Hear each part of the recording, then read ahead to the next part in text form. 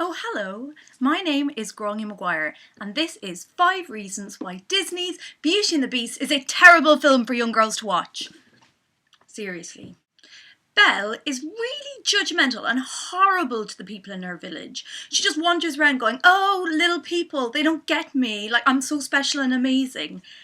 Excuse me, one, every single one of those people you sing at contribute much more to village life than you. Okay, so maybe the baker doesn't have time to discuss your new book that you're reading, Belle, but that's why, because he's baking bread every morning, like always. Oh, how boring that people need bread every single day. He contributes much more than you do, just wandering into libraries and guilt-tripping poor, lonely librarians into giving you books for free. And then what do you do with that book? You let a sheep eat it. Disgusting. You are so boring, Belle. You don't even realise that every single person in your village is sleeping with each other. You're the boring one, Belle. So, in the original Disney film, we're told that the prince was turned into a beast because a witch disguised as an old woman came to him for help and he turned her away. So she turned him into a beast until he learned to love before he turned 21.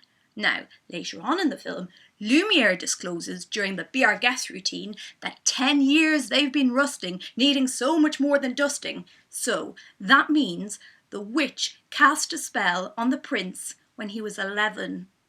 She turned an 11-year-old child into a beast for being a bit of an arsehole to an old hag. What? That is child abuse. I want a whole separate film where it's just the trial of that witch going, "What were you thinking?" So at the start of the film, Belle is, "I want adventure in the great wide somewhere." And about 7 minutes later, she's like, "Do you know what? A library, free food every day, don't have to pay my rent, I'll stay here forever, like I'm actually good." The main message of Disney's Beauty and the Beast is, hey girls, if you meet a guy and he's a bit of an arsehole, don't worry, your love can change him. If you're special enough, your love can change him. And that is a dreadful message to give to young girls. There should have been a scene halfway through where Belle just rings up her best friend and really breaks down her life choices. Like rings up her friend and goes, "Hey, bit of news, you know that guy who kidnapped me? Well, I've decided I'm staying." I think her friend would be like, "Belle, is this about your dad? Because your dad is a little bit crazy and gets like hunts by the town people quite a lot. And it seems like there's a pattern. This guy that you're attracted to, does it remind you of somebody else?" But Belle would be so deluded. She's like, "No, so the guy, he is a bit of a beast, but it's not his fault because it was like this woman came into his life and ruined it.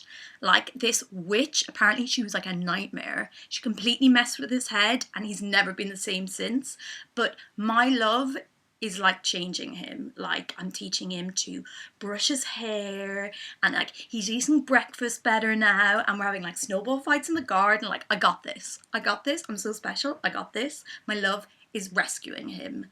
If that film was realistic, halfway through the beast would just lose all interest in Belle. Like he'd just be out of there. And it would just end up with Belle on her own in a castle, getting drunk and talking to furniture. That would be how the film would end. Just Belle and Lumiere getting shit-faced, like doing vodka shots and going, "Nobody is ever going to be our guest ever again. Honestly, it's never happening again. Never again." And the final reason why Disney's Beauty and the Beast is a terrible film and nobody should watch it is, haha, it was a trick! It is a brilliant film! I love Disney's Beauty and the Beast, I'll never not love it. Je ne regrette rien!